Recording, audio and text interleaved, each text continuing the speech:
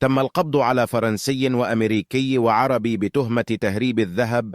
سمح لهم الضابط بالإفراج عنهم بشرط واحد: كان عليهم أن يتحملوا 100 جلدة بالصوت. قال الضابط: يمكن لكل منكم أن يتمنى شيئا قبل بدء الجلد. كان الفرنسي أولا فقال: من فضلك اربطوا وسادة على ظهري. بدأ الجلد ولم تتحمل الوسادة سوى 20 جلدة حتى اخترقت، وبدأ الفرنسي يصرخ من الألم. جاء دور الأمريكي فقال: أتمنى ربط وسادتين على ظهري.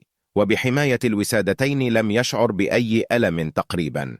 ثم التفت الأمريكي إلى العربي وهو يضحك وقال: للأسف لم تعد هنالك وسادات، الأمر سيء بالنسبة لك.